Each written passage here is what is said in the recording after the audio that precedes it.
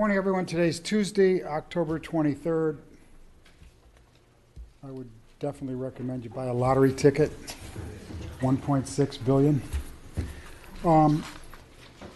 This is a regular meeting of the Los Angeles Board of Police Commissioners. Madam Secretary, please call the roll. Good morning. Let the record reflect Commissioner Sobroff, Bonner, and Goldsmith are present, and we have a quorum. Okay. On the consent agenda items, do we have any commissioner comments? Do we have any public comments on any of the consent agenda items? We have a comment on all items except for D. Okay, let's move for approval of D. Second, all in favor? Aye. Aye. Okay, how many do you have on the others? On 1A, I have 2 cards. On all the others, I have 1. Okay, let's start with 1A. We have the Red Chief on 1A, and then we have Mr. Herman on all the others. Oh, I'm sorry, I have Mr. Novak on 1B and 1F. Mike, are you going to? So we'll start with 1A. Michael, are you going to go or no? He's on B. Okay. For 1A, we have the Red Chief, Mr. Herman. Mr. Herman, you're on 1A. Another exciting donation for the Dodgers. Why are we donating money to the Dodgers? Well, I'll tell you what.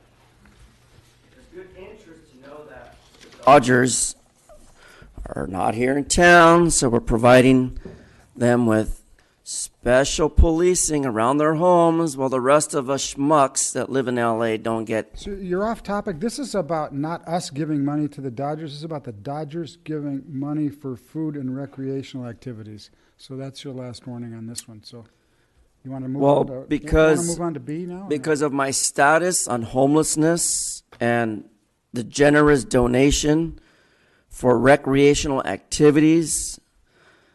Once again, we have cadets in these programs, and we need to advise that children unsupervised with police officers is not reasonable due to the fact that about a year ago, some officers were involved with cadets, and I'm against fucking cadets. Okay, so let's go. You want to keep going on all yours, so let's go to Okay. 1B. You're done with 1A. Well, the hell with the Dodgers. Good luck. I hope they win tonight. That's 1C. And I did fill out the one on pedestrian safety. So B, you don't have one on B? Who? B, 1B? I don't know, sir. You're the one reading out the names. I thought he had them on That's all what of them. happens when you go off For agenda. Go ahead. He doesn't have one on 1B. Does he have one on anything else? He has one on C, E, and F. C, and E, So I'm sorry. what item do you want me on, Mr. Sobroff? C, you're on C and E. Those are your only items. Okay. Thank you. I'm glad you're not like the Jew guy out there at LA named Englander. Well, again, monetary donation for only $4,000 from the Los Angeles Dodgers to be utilized for food and recreation activities and events. Hollenbach. Well, I quite well know Hollenbach in and out since my time there in 2012 when I was detained by your officers, and I couldn't make a donation. I couldn't make one donation as I was trying my best. Well, Off topic, this isn't about you and your donation. This is about the donation from the Dodgers. So last warning on number C. Go ahead. Okay. Want to go to the next one? Because of the Hollenbach Area Cadet Program, I'm advising for the record that a qualified lieutenant or deputy chief be aware that children cadets around Off officers. topic. So what's his What do you next mean one? I'm off topic? I'm talking 1E? about cadets. Let's go to 1E. This is about safety vests. Go ahead, 1E. Well, we all sometimes don't know what a safety vest looks like, but I brought mine because since safety is the issue and we need more safety officers aboard, I want to remind you that without these vests, how can we escort our children safely from street corner to street corner? It seems like, for some apparent reason, once a week, someone is mauled down by a car. Why is that? Does it have to do with street lighting? Or does it have to do with safety vests? I'm not quite sure about that. But apparently, because the city of Los Angeles has an abuse for a substance called alcohol for necessity. So off topic. No, it relates to public safety. I'm trying to draw a story of attention to a problem, Mr. Sobroff. Just like when in your development, you have guys in their little safety suits, which I'm trying to acquire a job on one of your developments to wear a safety jacket so I can advise people to safely walk around the building without being injured. Now, am I on topic? Yes, because I'm talking about safety. See, the only thing bad about reflective jackets is that it's how they're being used and when they're being used. You know, if you don't have the money to pay people to provide safety or advise children and elderly people where to walk, how the hell are you supposed to stop the hit and run capital of the world, LA? How? How do you do that, Steve? I'll tell you how. You give people like my dumbass a job so I can protect the public's right of way and the path of travel so that we don't have Yes. Thank you. Is that it for his? For Mr. Herman on the consent, yes. Okay. We have, What else do you have? we have the Red Chief on 1A. We have Michael Novak on 1B Okay. and 1F. Morning, sir. Good morning, Red Chief Hunt. I do want to touch on the donations and stuff like that. I think it's nice that we take all the donations and things like that, but the Dodgers and everybody are sponsoring everybody else. But I think that it's very nice that if we can get these organizations to sponsor the people in the community, like looking for jobs and things like that. So I know when I was talking to Michael Moore, he says there's no us against them and things like that. I want to see more of the donations towards the community and things like that, going to community works and stuff like that. Thank you. Mr. Michael Moore, if you can call Bob Arcos for me, please. Was that it on 1A? On 1A, yes, sir. Okay, we have a motion for approval of 1A. Second, all in favor? Aye. Okay. What are we on now? Yeah, so 1B. Mr. Novick, 1B? Yes, sir.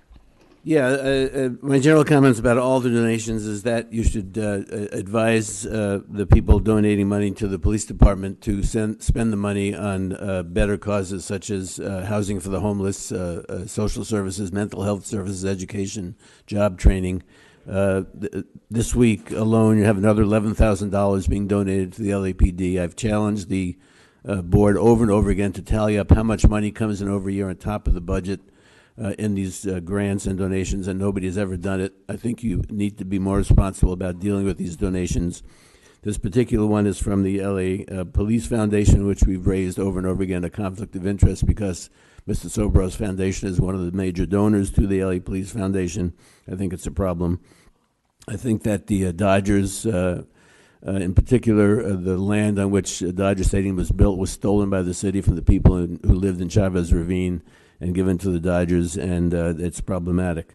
So I think that you should turn down any donations from the Police Foundation or from the Dodgers, and that money could be much better spent on other purposes. Okay. The city already spends the vast majority of its budget on policing, and there's no need for these donations for additional items. I had a particular thing about item F. We're going to F now? Did he have a card on F? Yes, sir. Yes, Okay. I did. So we'll go to F. Item F is a donation to send someone to the International Association, from the International Association of Human Values to send an officer to the World Summit on Countering Violence and Extremism in Mumbai, India. And there was a long and heated debate in the City Council this year, twice, over the question of the city participating and accepting funds on the Countering Violent Extremism program. And the city finally rejected that money and said that the city would not participate. I think this is an end run around the city policy that was adopted by sending an officer to participate in this conference. The government of India is run by the Mr. Modi, who's the leader of the right-wing Hindu nationalist BJP party that was responsible for the Muslim pogrom in Gujarat. And I think that this is another anti-Muslim effort, and that the police department of the city of Los Angeles would be violating the policy of the city of Los Angeles by sending anybody to that conference. I think you should reject the grant and refuse to send anybody to it. Thank you, sir. Are there any other speakers? We have one card on E and one card on F. Okay. We have Puppet. And who's on F? Puppet is on both. That's Okay, right. let's go with E. Spindler on E. Yes, on your microphone, we lost the felt cover.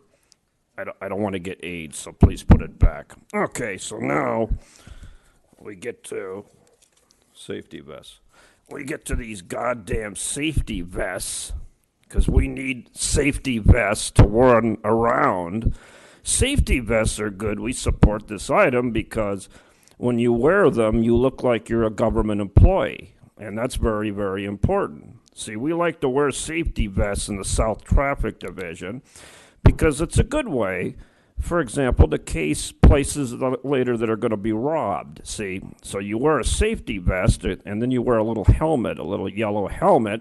Then you look like you're working for the government. You look like you're working on a street project so that you can case places that you're later going to break into and rob. And this is a typically good thing. This stimulates the economy. So we support the South Traffic Division, yes, because Okay. the South Traffic Division is getting money from the Los Angeles Police Foundation, and we know that the Los Angeles Police donations from the Los Angeles Police Foundation is nothing more than a money laundering instrumentality. And of course, it's a 501c3, right, Mr. Boner, or 503c4. You know the difference, don't you? And of course, you give your money to the Los Angeles Police Foundation. You take a deduction on your personal tax on Schedule A, right?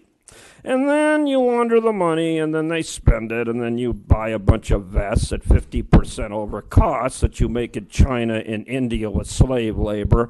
Yes, this is good. This is Donald Trump's America. All of you make sure to vote for Donald Trump in 2020. Okay, so let's go to number F now, and let's stay on topic. I'm going to watch this one. Stay on the topic. So now we have the International Association for Human Values. Human Values World Summit, countering violence. Wah, wah, wah, wah. Yes. You don't like violence? Of course you like countering violence. Violence is what makes America great. Violence is what Antifa does, right? And we know the World Summit exempts violence by anti-Antifa because it's backed by Soros, like you are. So the community outreach is nothing but a ruse. Yes, we use that word, R-U-O-S-E. R-U-S-E. All right. And so we're going to counter what? Extremism? No, we're going to encourage extremism. We like extremism in L.A., like when Maxine Waters directs her troops to go in there and throw boulders in Republicans' windows, for example. We like that kind of community outreach. Community outreach equals violence, equals Antifa, equals Democratic Party, equals Soros, equals Police Foundation. See? That's why I'm here. You see, when you do a good job, I'm the first puppet to say so. And what you're doing with your human values and your extremism is you're helping to set up the following civil war that we're going to have in 2020. So everybody out there, and good on your community outreach, arm yourselves to the teeth. And you know that Mr. Spindler's TRO is up in June. Okay, may we have a motion for approval of, let's just read let's remove all the items at once, A through F. Second, all in favor? Aye, okay. All opposed? No. All pass. Item number 2, let's see, let's see, 2A, 2C, or 2D. Are there any commissioner questions? Okay. Yeah, yeah. Well, let's just do, let me just start. Is there anything on A? Okay. Do we have any public comments on A? We have 2 public comment cards. Okay. We have Mr. Herman and Puppet. Herman?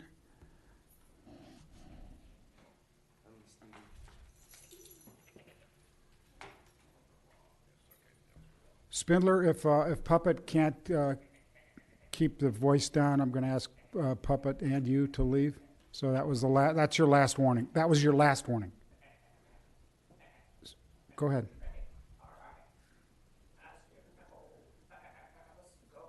You want to get on topic? Or you want to play around?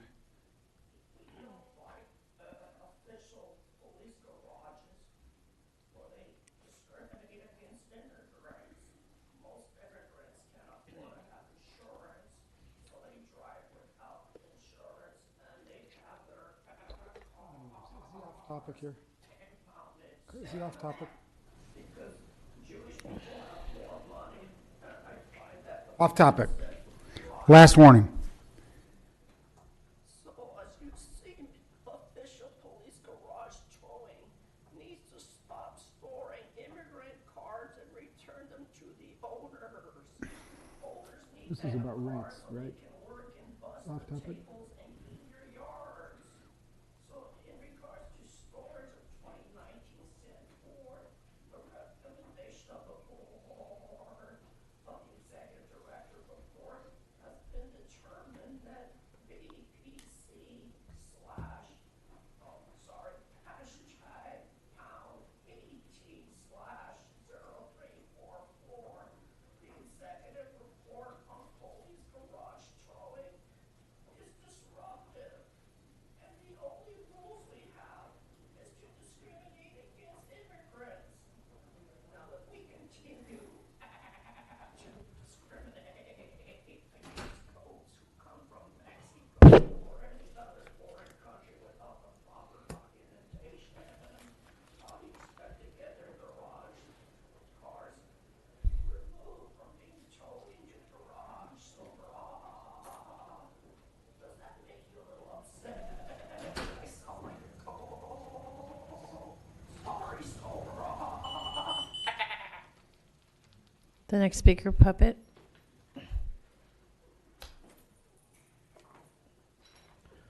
That's how a goat talks.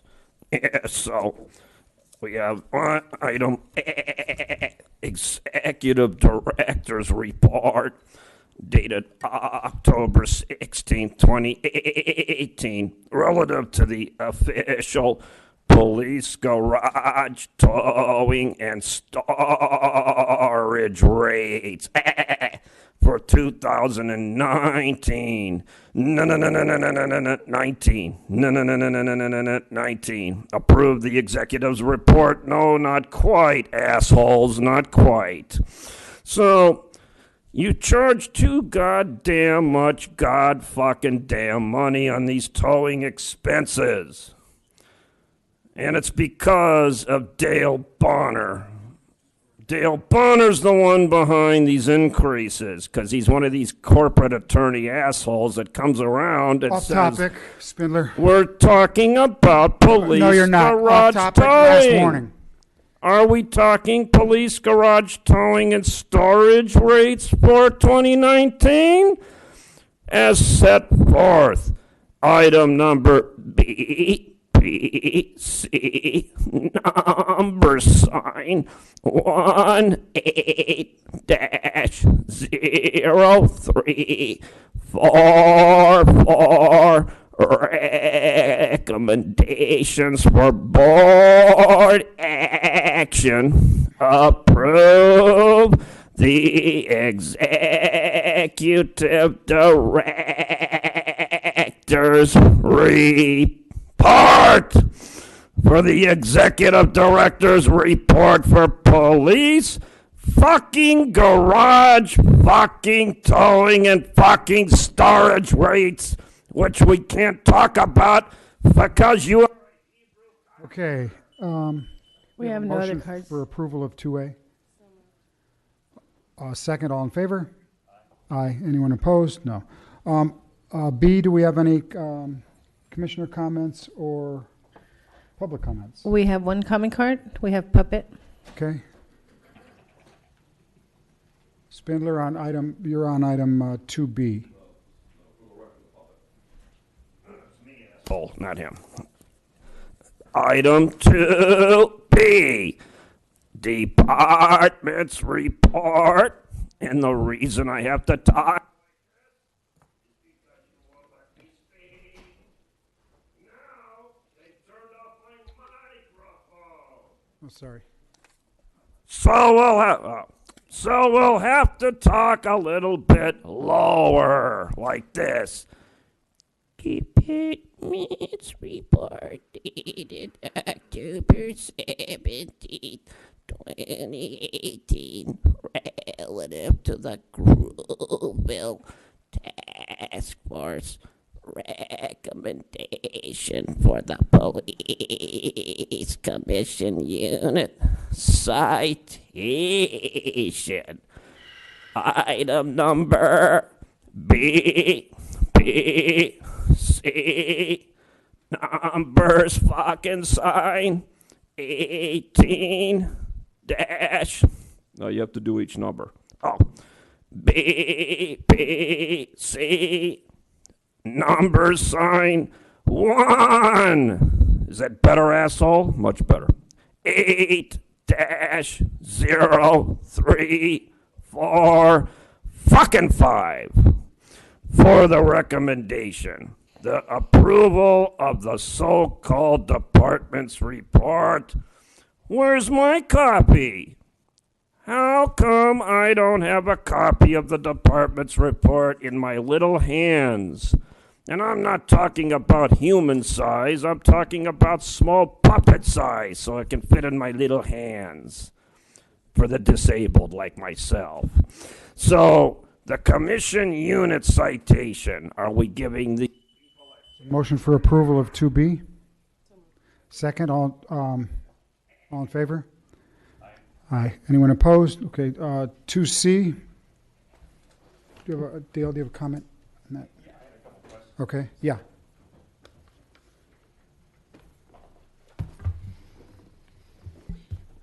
Good morning. Morning, sir. Phillips, Commanding Officer of Audit Division, and with me I have Police Performance Auditor Carol Charnay. She was the project manager on the project. Commissioner, you had some questions on? Yeah, I did. The first question is just wanting to clarify, and this is the first one of these that I've had the privilege of seeing, so I just wanted to get some further background on, first starting with the basic purpose of the audit. It wasn't entirely clear to me whether this was solely or primarily for compliance purposes with federal tracking, or some other risk-based purpose, some underlying concern with. Yes, I'd say to a great extent it is looking at the compliance and how the department reports according to the Uniform Crime Reporting. We've been looking at crime reporting for about 11 years now. However, since 2014, we've conducted audits with the same methodology and specifically looking at aggravated assault and simple assault, because those two categories, if you will, are the most challenging to look at with how it is that they're defined. So that's where we've historically have seen some greater challenges, and we've also seen, however, throughout the years, we've seen some improvements as well. So we would be undertaking this or similar audit, notwithstanding any federal requirement or any connection to the federal data? Well, I'd say yes. However, it was prompted in looking at the Uniform Crime Reporting, how that was how the department was reporting initially from my memory. Yeah, and Commissioner, let me add with this, and good morning. So the Department of Justice regularly audits individual law enforcement agencies as to their compliance and conformance with the Uniform Crime Reporting Standard, a standard that was created in the 1930s as a means of comparing law enforcement agencies and jurisdictions to one another as to rates of crime. There go Uniform Crime Reporting Standards. What constitutes a aggravated assault, for instance, and a simple assault is defined by Uniform Crime Reporting Standard that is not consistent with the way state law defines such a crime. So with that, recognizing variability across 50 of the states, this is an effort to, say, compare apples to apples and to give America the ability to look and say, how is crime in St. Louis as compared to Los Angeles as compared to New York?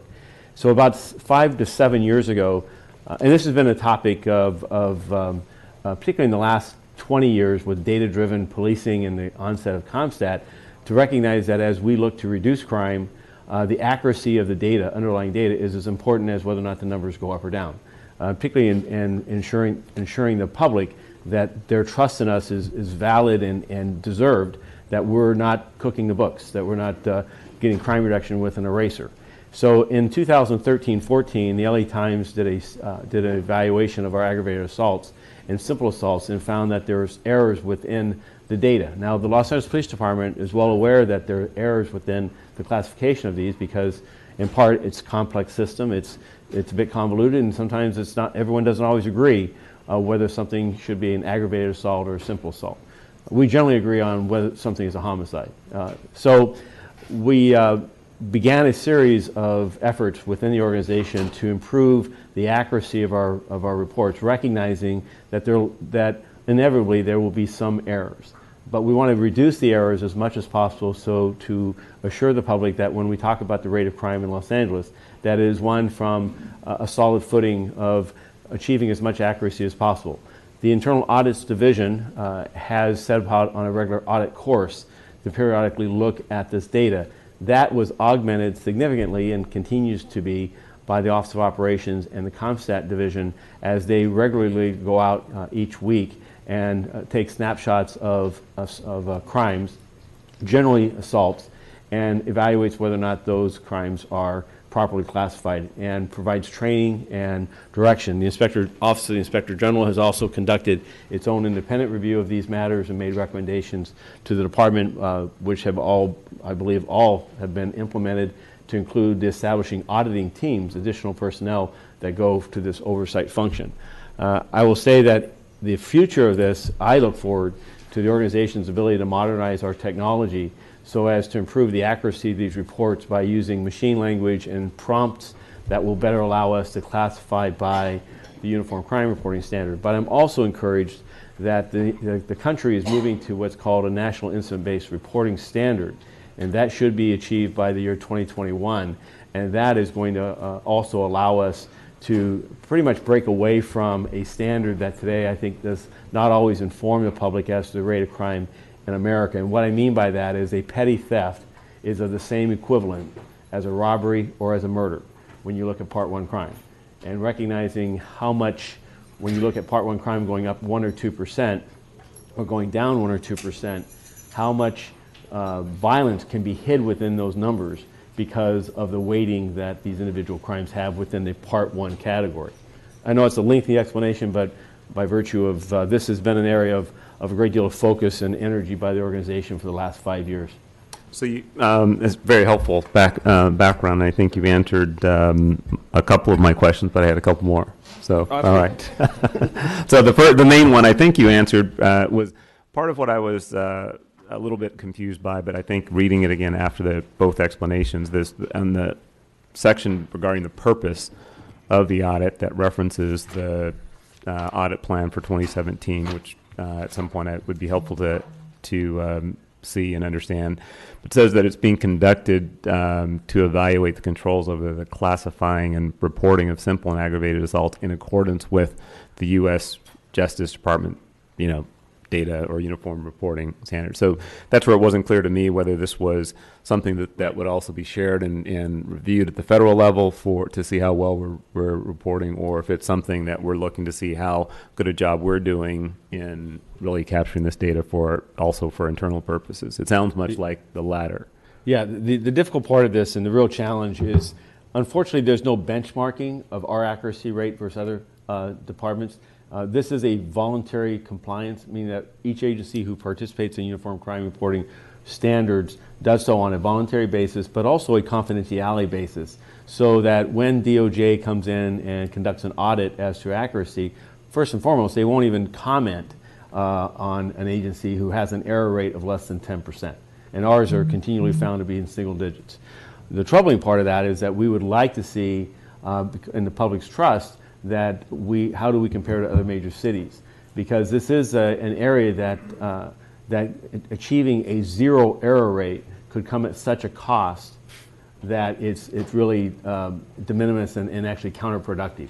But that's not an area that we have today the ability to look at to see what happens in Long Beach or Sacramento or New York City. So we will pursue our own benchmarking against our own numbers. But if I could add to that, years ago, we did enjoy some training by the FBI on the UCR, and they mentioned the state of Tennessee as having a very accurate system, and they were at about 10% error rate, and the FBI referred to them as having an accurate system. So I mean, that gave us some gauge there. Some indication, yeah. And then what you referenced, the chief referenced the apples to apples comparison.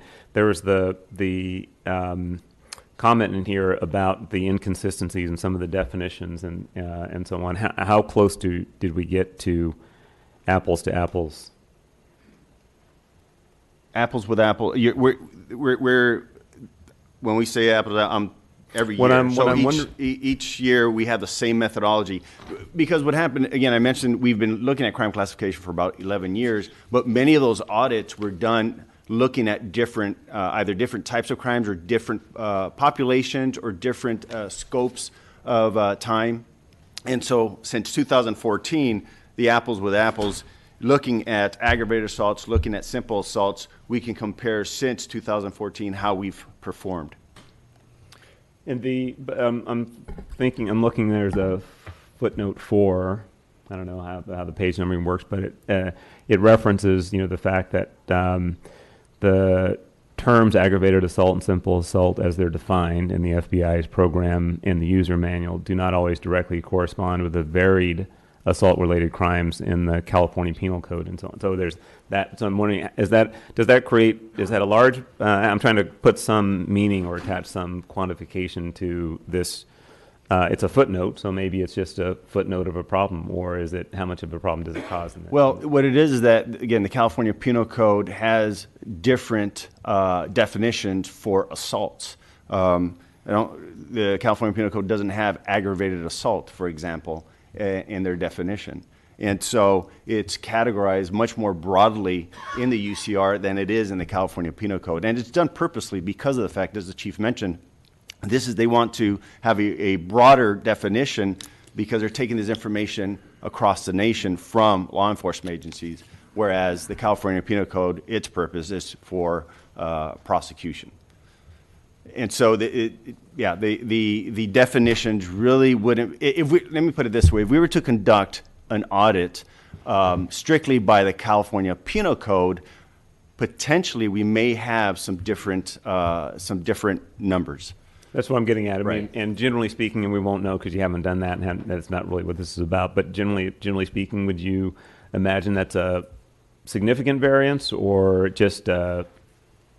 I wouldn't think so, just because our officers, when they go to the police academy, they are taught according to the California Penal Code. Quite frankly, I think that the audit results would probably be more accurate. The challenges that I mentioned earlier come in the fact that the officers are not taught to classify crime according to aggravated assault and simple assault.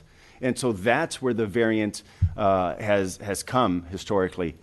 The Data Integrity Unit under CompStat Division, they've gone at great lengths to, for example, create a chart actually it's a tree that will lead the watch commander to be able to identify how to properly classify an aggravated assault from a simple assault. So, yeah, if in my educated guess, I'd say that we'd probably be a lot more accurate with a penal code than we are with this. Okay, okay, appreciate it. My one last question also, there was a reference in here, and this is really probably a process question relative to the way the audits are completed. But there's a reference here to the fact that the external review is set to occur at some point later in this year. And what's the significance of that? I mean, what if any, is there, outcome or implication of having the external review? Are we talking about the second paragraph in the purpose? I can find where I pinpointed. Do you see it, Richard? Yes, sir. It's the second paragraph. Yes. So I'm looking at footnote 1 that says the audit division has tentatively scheduled the external peer review for latter part of 18. The lack of peer review did not affect the audit and the assurance provided by the accountability office. And that's just what's the purpose and thrust of the external review if it can come after we approve this report? It's in the audit world, it's referred to as a peer review, and you can think of it in parentheses an accreditation. We follow generally accepted government auditing standards, and those are promulgated by the U.S. Government Accountability Office. Part of the requirement in stating that we follow standards is that we do undergo an external peer review. At the time of this audit, we had not undergone that peer review. However, in early August, we did undergo that external peer review, and we are now officially peer reviewed. So now the newer audits, you will not see that language. It'll say that we do follow the general accepted government auditing standards. Okay. Thank you. Anything else on C? Okay, any public comments on 2C? Yes, sir. We have 3. We have Adam Smith, Hamid Khan, and Jamie Garcia. Okay, Mr. Smith? We're on 2C. Morning. So, put aside my personal beliefs, and if I'm a member of the public that just believes that these audit processes are legit and work, I can't help but think of like how we think about race as a social construct. We think about crime as a social construct, and the subjectivity of how a crime is reported or classified, depending on who the criminal is. And I'm just wondering, like, if the LAPD if an officer is assaulted on the street, and I say assaulted as in this is what's being reported by the police department or by the officer, is there an audit process specific to those those assaults? 'Cause I know this report's talking about just how you classify these reports in general, but it just has me thinking about last December when the LA Times reported that Jesse Murillo had this like spiked pole, and Jesse Murillo was killed by LAPD officers. And then we found out in the chief's report, Chief Beck said that it was a pole, but the media reports that obviously came from what was said that day by the police called it a spiked pole or whatever, which makes it sound like a dangerous weapon. And I'm just wondering, like, I know that you have the use of force report, and obviously you investigate deadly uses of force, but even talking about simple assaults, is there any audit process for, like, whether it's just like a butthurt police commission that's targeting Dr. Abdullah for simple assault? Like, is there a process that actually looks at that and whether it's legit or not, like this audit process supposedly does? Hamid Khan, please.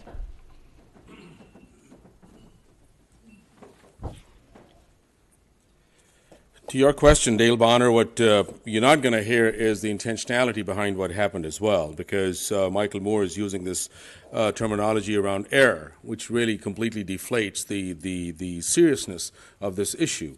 So LAPD has a long history of misclassifying crimes. There was a whole detailed report that came out by an LA Times investigation that in a matter of 8 years, they identified 25,000 instances of misclassification of crime, which then Bustamante, who was the Inspector General at the time, audited and concurred with the LA Times finding as well, and this happened in 2014 and 2015 as well. So there's a serious intentionality. And then LAPD's own Captain Lillian Carranza, when she took command of the Van Nuys station, she identified in 2024, she took command in 2015, I believe, or 2014, that 3 years up until 2017, there was, and she filed a lawsuit against the LAPD. And I quote that she says that LAPD engaged in a highly complex and elaborate cover-up. This is one of their own who filed a lawsuit, and this is Carranza who did that in 2017. So I think it's really, really critical, because this is something that we raised in our presentation at the data-driven evidence-based policing, but this is what happens.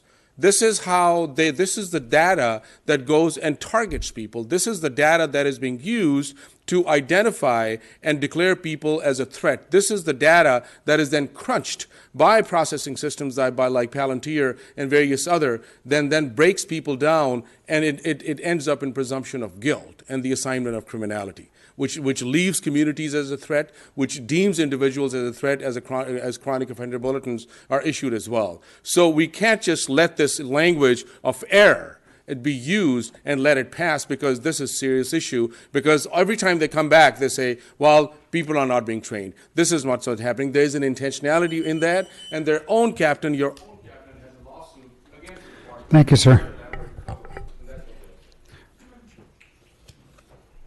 To give one more. Morning. So yeah, I just wanted to continue to build. My name's Jamie, based on what Hamid Khan was raising. So there's this long history, right? Even Greg Tita came in from UC Irvine to talk to Mayor Garcetti about this whole big problem, that data wasn't being classified right, that there wasn't kind of this uniform standard. And, you know, Garcetti didn't want to go back. He's like, oh, let's not worry about part 1 and part 2 crimes in the past. Let's just, you know, work on moving forward and classifying things correctly. The problem with that is that LAPD is moving forward with data-driven evidence-based policing. They are moving forward with the data they have collected to create new programs, regardless if this data is accurate, has errors, how many percentage of errors does it have, who's suing who's uncovering the fact that this data is inaccurate. So when we look at Operation Laser began its data analysis in 2009. Okay, this is before anything had been blown out by LA Times, before George Tita had to come from UCR and kind of help LAPD figure their shit out. But this program was already being created.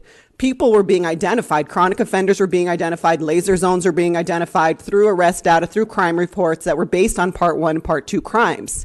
And then, you know, this was launched in Newton Division. So then Justice Security and Strategies, who helped, you know, initiate this whole program, comes in and says, based on part 1 crimes going down, this program is successful. But at that same time, still, we had not found out that the books were being cooked, that people were not processing part 1 crimes appropriately. They're actually classifying them as simple assaults. So this is the problem with data-driven evidence-based policing, and it's not okay to say, now we're going to get it right. Now we're going to do it right, because this program has been in effect for 10 years. People have been on a list for 10 years. We are finding out that people are being killed in laser zones. The people that you're killing are in laser zones, near laser zones, that may have chronic offender bulletins on them. So we're going to find this out, and we're going to bring it forward. And this is the responsibility. Do you have any other public comments on? We have no other cards on this item, sir. Item 2C. Do we have a motion for approval? Okay. It may take me a minute to find this, but what I recall also was that that there was almost twice as many of the so the total population was 15,987 for aggravated assault reports and 37,675 for simple assaults, and the sample that was looked at for both was about the same. And the question I was wondering was, and this is again as somebody who's not an auditor, I'm a lay person in this regard, but you have one sample that is twice, a little over twice the size of the other, and yet the what you looked at was about the same. What is the rhyme or reason there? Right. So we use a one-tail test, 95% confidence level, and actually for this we used a 2% error rate. Essentially, from a statistical standpoint, that reaches a certain point for a sample that is representative of the population. So in other words, as you observed, the sample size itself is going to be pretty much the same. From a statistical standpoint, it's still representative of the population. This is a one-tail test. Academics, for example, will use a two-tail test where the sample size will be much larger. And the reason for that is because they are looking at dependent and independent variables and trying to find either causation and correlation, whereas here our search is really binary. It's either yes or no. Is it compliant? Yes or no. And that's in all of our audits that we do. We're looking at, is it there? Yes or no. And therefore, statistically, we're allowed to just use a one-tail test. So your observation is, yes, it's correct. The sample sizes are pretty much the same. Okay. And algorithm, and you get to a certain point, you don't need any more in your sample size in order to get the same results. I understand. And that's just the way the algorithm. Go ahead. Is that it?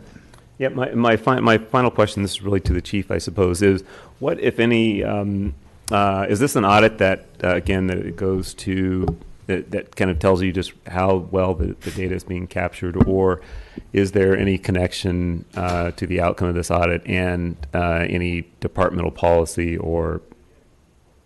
Yes, so both. First of all, there's been a series of efforts to improve the data quality.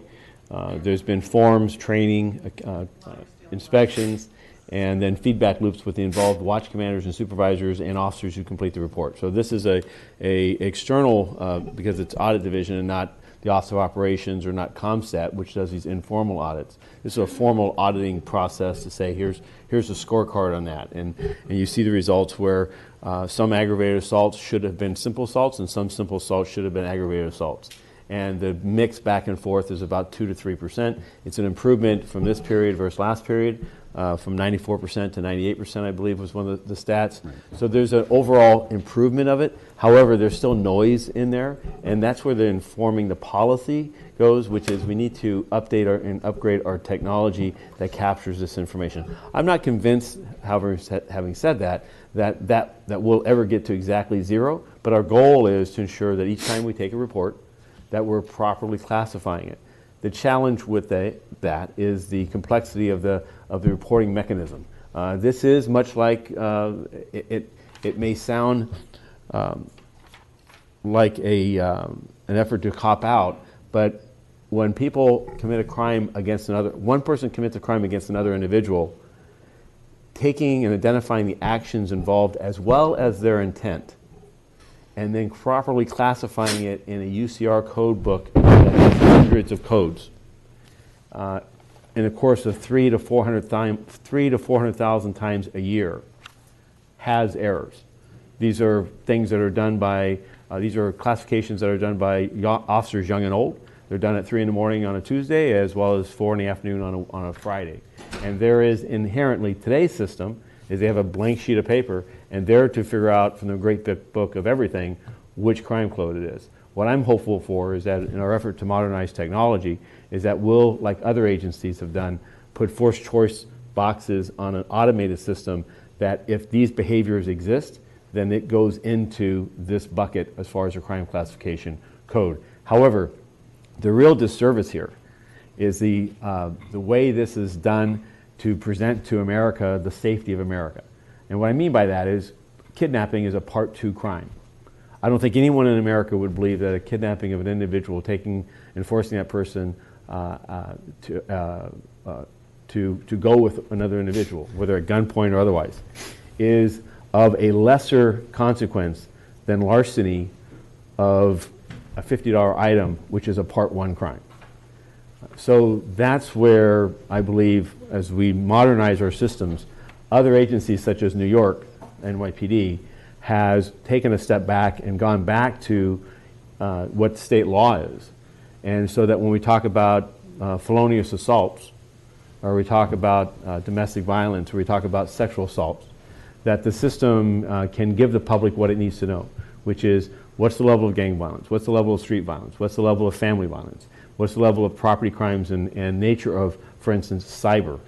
UCR is terribly unable to deal with cyber because of its origin. No one knew what cyber was. It was a comic book. It wasn't what we see today, which is a theft and crimes that can occur with absolutely no contact between one another. Threatening phone calls, extortions that in the day when this code was classified or formulated in the 1930s was a much different world in the sense that we live today. So we have an opportunity. We're working with the California Department of Justice in a grant to update and upgrade our system to the National Incident-Based Reporting Standards. And I look forward to the day that we achieve that so that we can assure the public who there are members of it that are very distrustful of what our actions are and what our results are, that we can better have that scorecard. And at the end of all that, recognizing that under half of all crime is reported to the police, and less than 1/3 of sexual assaults are actually reported to the police. So there's always, even if we have this pristine zero-based system, we're still going to have huge numbers of of crimes that occur that we're unaware of, in part because of distrust, in part because of other forces at play. Okay. Commissioner, and I think another point to keep in mind is that how these crimes are investigated are just completely separate from how it is that they're classified. Each and every crime is still investigated according to department policy. And so they're being investigated, they're being prosecuted, they're being pushed forward to the courts. So whether it's an aggravated assault or a simple assault, they continue to be investigated nonetheless. Okay, thank you. And just one additional point. So there's another crime classification audit that looked at 2017 that will be coming before the commission really soon. Okay, same. It'll look exactly the same and just with slightly different numbers. Thank you. Commander, do you want to add something? Just a statistic that I think is really important in this audit, based on why we audit this and why we audit specifically simple assaults versus aggravated assaults, and that in the sense that the department does get it wrong sometimes. We acknowledge that, and every year in front of the police commission we say, hey, here's our error rate, and this is one of the best error rates. But this year I looked at it, and the interesting thing is that we misclassified aggravated assaults to simple assault reports 7 times. It was a wash because we also we classified simple assaults to aggravated assaults, vice versa, the same 7 times. So it's not like we're getting it wrong in that regard with simply classifying something that is not reported as a Part 1 crime. We did it 7 times incorrectly to class it down to a simple ag, but we did it the same way the other way as well. That's what this audit found. I think that's progress. Okay. Thank you. Do we have a motion for approval on item number 2C? So moved. Thank you. All in favor? Aye. Aye. Anyone opposed? Mr. President, on item 2D, the department just advised me they would like the report pulled. Okay. They noticed some errors that they would like to correct. It'll come back at a future date. Okay. Thank you. Let's go to item, thank you. Let's go to item 3, report of the chief. Morning, Chief. Good morning, Commissioners.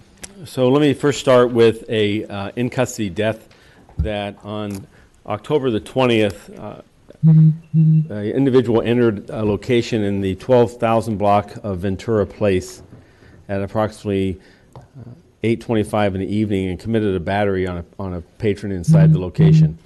A radio call was generated and a North Hollywood patrol unit responded. Patrons inside the location detained the suspect and held him until the arrival of the patrol units.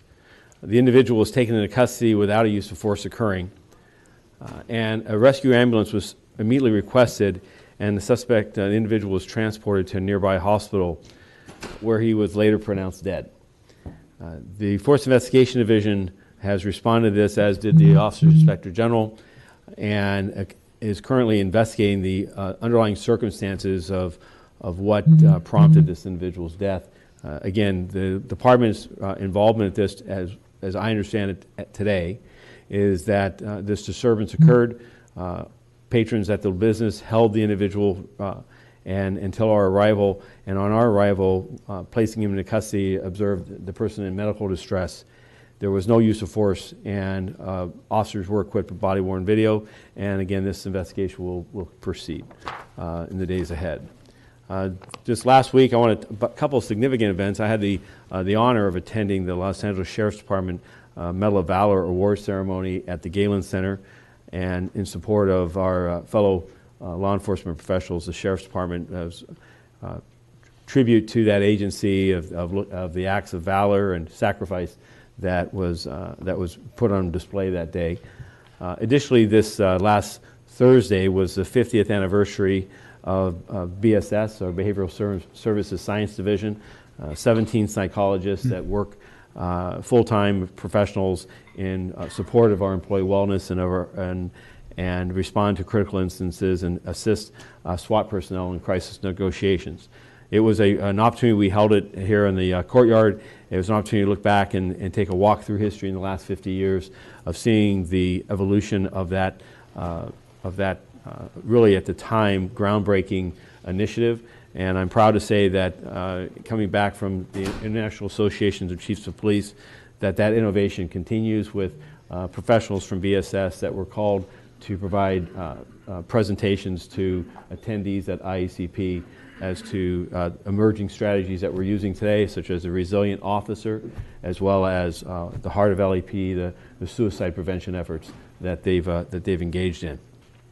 On Saturday, we got to see, I think it was the 8th annual Taste of Soul. I was there with my wife, and we enjoyed walking the very hot afternoon, or hot middle of the day. 300,000 attendees. Commissioner Bonner, I understand you were there as well. And it was great to see Los Angeles come out, all of its communities, enjoy some great music, and as well as some very good food, and see a number of the displays. We had quite a few officers there that were walking in footbeats and having opportunities to interact with the crowd. And of course, we had a vibrant recruitment booth there to seek to let the public know we're hiring, and we certainly would hope to see applicants from. And we need applicants from our African American community, both men and women, to join this department and make that difference. And moving over to crime, we've seen a continued improvement in our violent crime numbers. We have had 200 homicides this year versus 223 last year. That's nearly a 10% reduction. We have an overall 2.7% reduction in violent crime.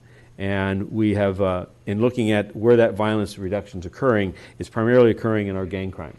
We have a 10.6% reduction in gang crime, a 21% reduction in homicides that are gang-related, as well as 10% fewer gang-related shooting victims. Moving over to our officer-involved shootings, we remain at the same number as last week with 26 year-to-date versus 36 last year. 10 of those shootings this year were fatal. Last year, that number was 13. I want to move over to our traffic statistics. Pressing continues to be our bicyclist-involved fatal and serious injury collisions, which are up just over 9%, with 106 people this year versus last year, that number being 97. We do overall still have we're basically flat in the number of fatal traffic collisions, with 183 this year versus 184 last year. But in looking back, substantial increase compared to 2015 and 14, where in 2015, by this date, 146 individuals had lost their life to a fatal traffic collision. And again, that number this year is 183. So we need the public's continued help, as well as our efforts to continue to implement Vision Zero through education, enforcement, as well as engineering standards. Moving over to our personnel numbers, we have 10,017 sworn personnel on payroll. We have a graduation coming up this Friday. Civilian personnel are 2,961. We have 385 reserve officers, and I want to also congratulate the Office of Special Operations Community Engagement Group, where this past Saturday, myself and others welcomed Chief Gramala, Captain Davenport, and Commander Woodyard, welcomed 12 of the newest Level 3 Police Reserve applicants to to an orientation day at our academy, and we look forward to them completing that rigorous program and joining the ranks of our reserves. And lastly, 1,428 of our of cadets, and that concludes my report. Questions of the chief? Chief, thank you, sir. Do we have public comments on the chief's report? Yes, sir. We have 5 comment cards. Okay. We have Mr. Novick. We have the Red Chief, Mr. Herman, Audrey George, and Adam Smith. And then what?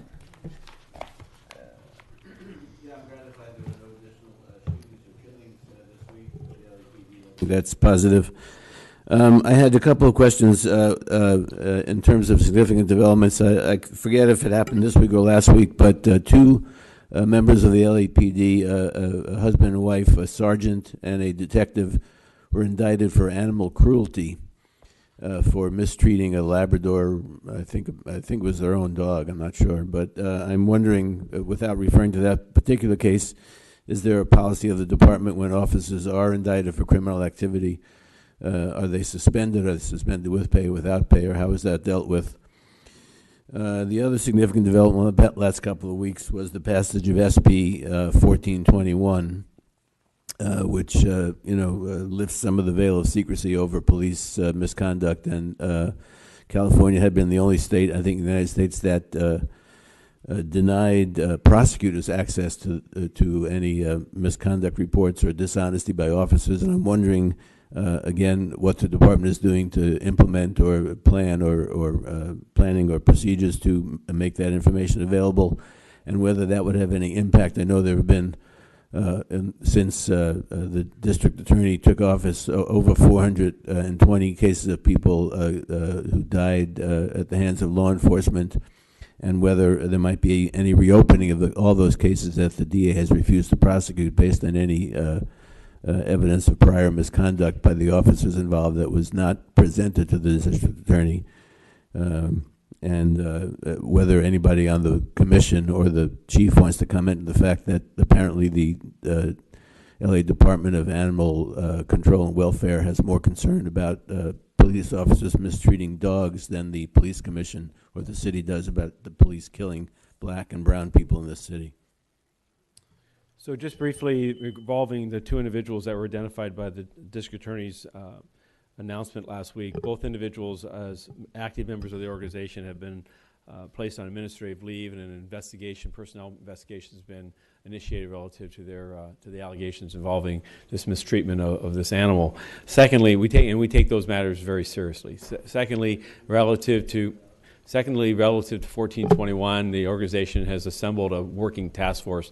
We do anticipate that with the effective implementation of that, a number of requests for production of video and other evidence will be made, and we are gearing together a process now to ensure that our response is timely and complete. Administrative leave is with pay or without? Administrative leave is with pay or without? Initially, it's with pay, subject to being relieved from duty based on the outcome of the personnel investigation. Okay, let's go ahead. The Red Chief Hunt. Thank you for answering that man's questions. I was a victim of a crime over at the Newton Division, and we still haven't settled the differences yet. I'm doing my own investigation on the LAPD and things like that to find out if they can really follow up on crimes and things like that. So far, I'm like in 45 days and had nobody follow up on what's going on with my case. I can only take my case as an example. I wish you would have somebody either come down and talk to me or find out what's going on with my case and why the investigation has gone nowhere. The Red Chief Hunt. Okay, Red Chief Hunt, if you would speak to Lieutenant Brian Raffish or his sergeant, they will take your information and make sure we have follow-up. The next speaker, Audrey George. And Janie, by the way, Jamie, I believe you were asking for contact last week. Commander Jeff Burt will talk with you at the end of the meeting. All right, thank you. Chief Moore, you made a comment about how we can all agree what is a homicide. And I really challenge you on that and disagree. If that were true, the LAPD would go based on the presumption of innocence that I know is a value we all share, anytime there is a homicide, a police killing of a person who has never been charged and has never been convicted in a court of law, that is a homicide. Anytime that you kill a hostage or bystander, that is a homicide. Anytime there is an in-custody death, that is a homicide. Those things should be reflected in the statistics on homicides put out by the LAPD. And so we do have what's called, we do classify them consistent with UCR standards, whether it is a justifiable homicide or or criminal homicide. Those classifications are available to you to go online and look at the Uniform Crime Reporting Standards. We are in 100% conformance with that. The final speaker, Adam Smith. Mr. Smith? I don't want to speak for Audrey, but I think specifically, too, we're talking about in the chief's report when you're talking about the number of people that have been killed year to date by the LAPD. That should include in custody and car accidents and choke holds and tasers and everything. And speaking of the police department killing people, a big problem that I've brought up a lot in this room is about the way that you all talk about people that have been killed by the police, and specifically, you know, how Beck used to do it. But I hear the same language coming from you about you're criminalizing someone that has been killed, right? The in-custody death that you spoke about. You said this person committed a battery, and then you said that the uniformed officers showed up on the scene. So you're talking about an alleged crime, but you're kind of, you know, throwing this person that can't defend themselves now because they're dead under the bus, criminalizing them in death. And so I just think there's a real problem with language in this room, especially when it comes to how you all refer to people that have been killed by the police. Okay, let's go to public comments. We have 9 public comment cards. We have Mr. Novick, Red Chief, and Mateo. This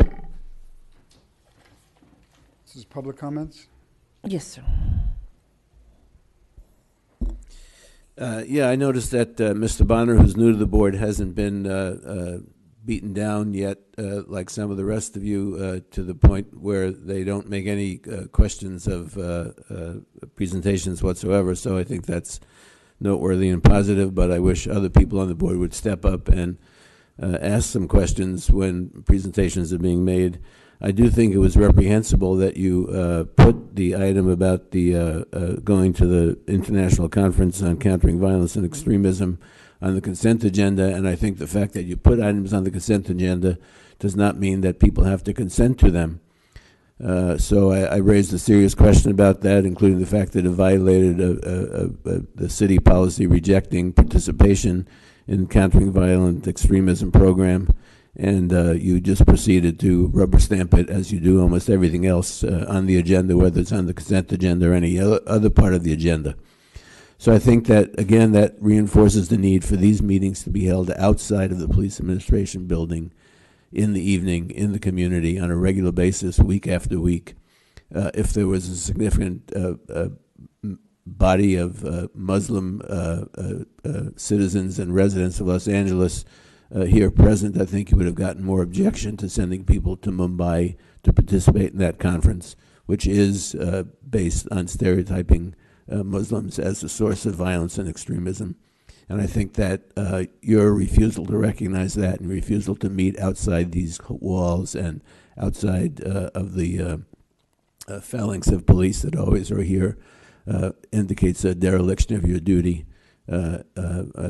I hope that the person who fills the 5th seat when you get them will help you shift the balance on this commission, and you'll start to change where and when you meet and how you operate. The Red Chief, Mateo N., John Avalos Rios, and Teresa Akins. Hi, everybody. John Avalos. I teach dance at UC Riverside. I live in Highland Park. I have a BA in sociology from Santa Cruz and a master's in dance specialization from Stanford University. I'm writing an article about the history of the police commission, and all I can find is that it was set up in 1920. Check it out on Google. You can't find much information. 1920, okay, they set up a police commission here in LA, but I'm sure in those days the police were not killing black and brown youth. So the purpose of the commission must have been totally different. In other words, it was basically the police department. But right now, even our fellow activists, we're even confused, to move a little further, that all of you are volunteers. A lot of people think you all are highly paid people sitting there. Did you know that? Did you know that? Hi, where is he? He's not here. Another friend of mine. He thought you all were being paid. It's very vague, your existence in this community. Very vague, the commission. And I know that the police department has a lot of great things they're going to do, like I've been telling you all along. But I'm writing this article on the history of the commission. I don't know who's going to print it. I know the LA Times would never print nothing from me. They would never even print my letters to the editor. It's horrible, my experience in Los Angeles. Maybe the Rasquachi Times will print this article. Chicano Times, I don't know. But right now in Highland Park, the Cholos are gone. Who's next? Thank you, sir. Teresa Akins, followed by Mr. Herman, Jamie Garcia. Hi, I'm still having a big problem with your film permitting division and entertainment. They committed organized gang stalking, which depletes your resources. You become incarcerated, homeless, or commit suicide. So it is a form of murder and death or homicide. Again, my ex-husband was working with Deborah Wasserman Schultz. My sister went to Alicia Lozano, Latin Kings gang Latin Queen. They brought in Oprah Winfrey. Oprah Winfrey brought in Michelle Obama, South Chicago. Barack lived in Pasadena. Of course, they started raping and stalking me in the Pasadena area, Altadena. 70 sexual assaults, 139 physical assaults. They ripped out my teeth. They totaled my car. They made me homeless. I have no home. I have no car. They're still stalking me. Nothing's been done, and I am just gonna frickin' die, and I'm still arguing with them. Next speaker, please. Jamie Garcia.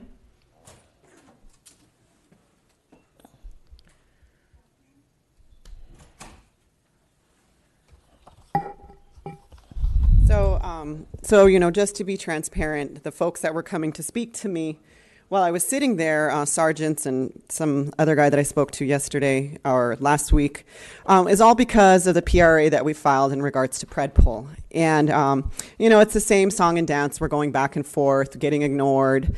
But, part of it's transparency. Part of it's we want to know where the community safety operations centers are. There are called community safety operations centers. So you would think the community would be alerted as to where these places are, where they do this data crunching, where they find out where the hotspots are, where the laser zones are, who the chronic offender is. And we want to know what data is being used to run Predpol, because this whole conversation earlier was all about data. We want to know how the algorithm works. It is public. We've seen it. We've been able to understand the algorithm. It is an earthquake model. So now we're, associating crime to actual geological effect, thinking that there's something that they're one and the same. But we know that this is still a very sanitized process. They're making us think that it's, these machine learning programs, these algorithms, these risk assessment models that are picking the chronic offenders, that are picking the laser zones. But we know that there's mission operations, that there's actually a crime analyst that will pick what hotspot they actually want to patrol. So there's still that subjectivity that's there. So what's being sold to us as being data-driven is really not truly data-driven. There's still so much control LAPD has on who and where they police. So, it's really important. I hope these people do really make contact because we want this information for ourselves. But I wanted to just shift a little bit because you were saying something about this automation process of crime reports to make sure that, part 1, part 2 crimes are accurately identified. And it just made me think that's how they're automating gang crimes now with the help with Jeff Brantingham. And I just want us to realize that it's our story, Shane. Next speaker, please. Who's next? The next speaker is Hamid Khan, followed by Audrey George. Okay. Mr. Khan? Thank you. Thank you. So, Mr. Khan, you're not coming up? Why do you have to be that? Dangerous. Let us finish our sentence. I don't get this. Not lost, Shane Goldsmith and Dale Bonner, that what we had this conversation, and just kind of take a pause for a second, that we were speaking about human life.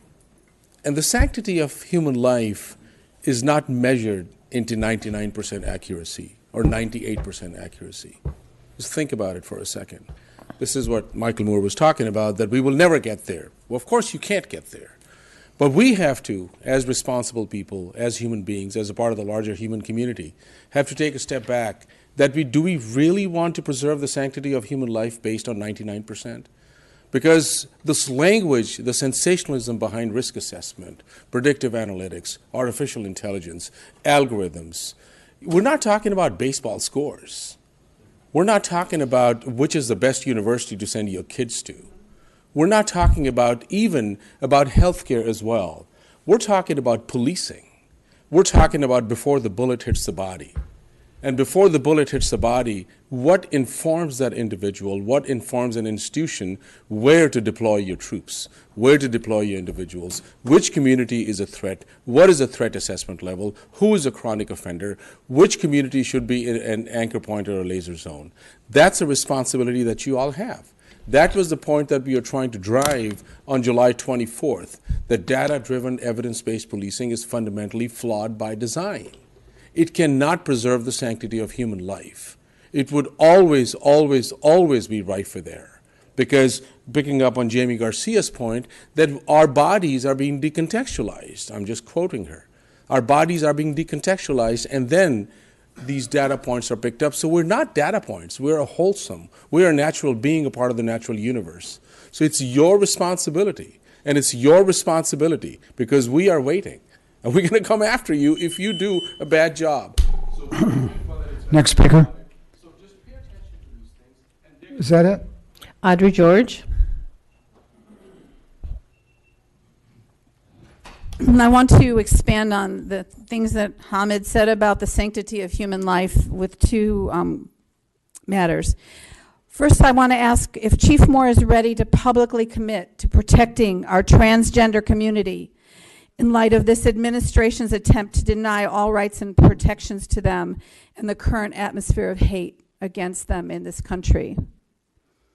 Second, I wanted to shame LAPD regarding the Operation Laser program, which stands for Los Angeles Strategic Extraction and Restoration, reflects the total disregard the LAPD has for the lives of Black and brown people.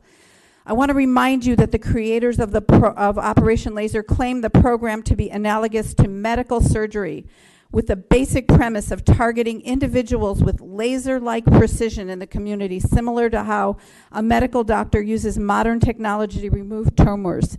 This is consistent with their way of thinking of Black and brown people as the worst of the worst. In reports about laser that I've seen that are progress reports, and I've seen as a result of PRAs, they use terms like treatment centers, dosages when they talk about sending police into certain areas against chronic offenders. They use the terms like injections. It's clear that this is pervasive, this way of thinking about laser as removing Black and brown people from their communities. We have no other public comment cards. We're on item number 5. We have one comment card on 5A1 and one on 5A2, and they're both from Mr. Novick. Okay.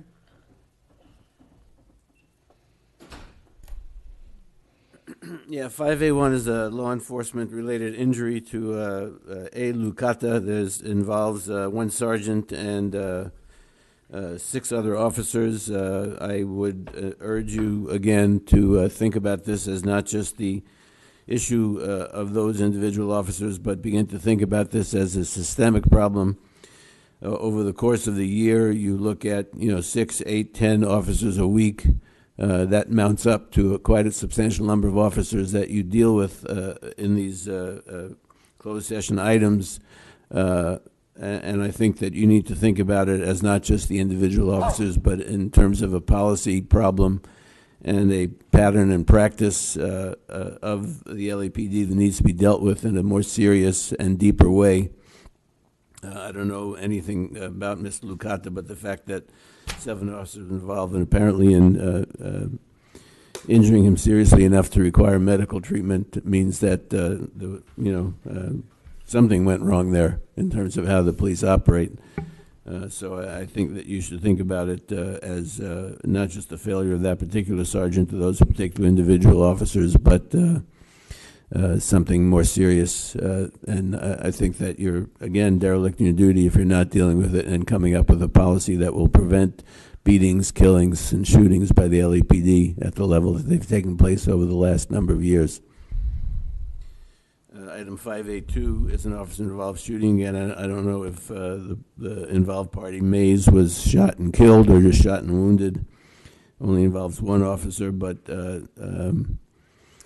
LAPD historically has reduced its number of shootings slightly, but the number of shootings that result in death, the percentage has gone up.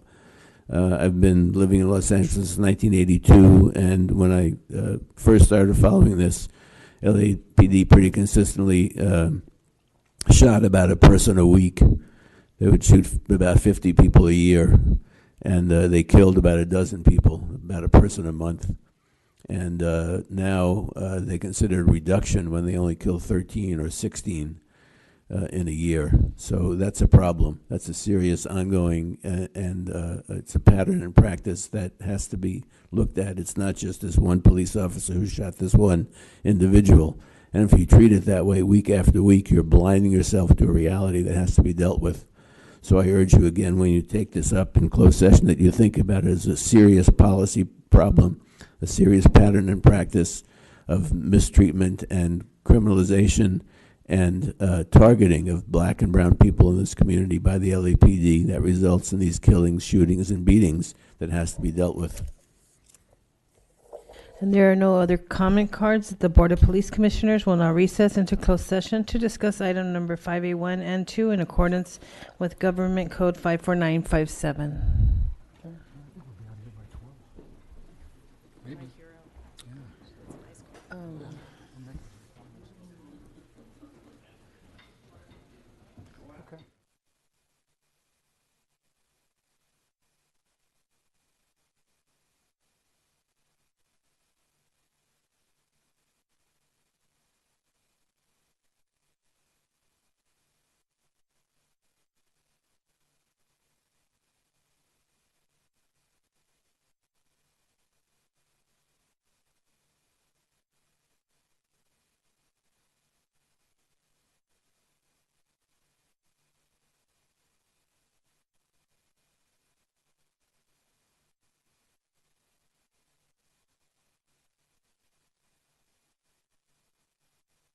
Was it like they want them? Okay. You know, Like they're and then worth you'd money sign it? someday, Yeah. The Board of Police Commissioners has concluded its work in closed session. We are back in open session. In closed session, item number 5A1 was discussed and the chief's recommendations were unanimously adopted. In closed session, item number 5A2 was discussed and the chief's recommendations were unanimously adopted. Mr. President, is there a motion to adjourn? So moved. Move a second. All those in favor? Aye. All set. I gotta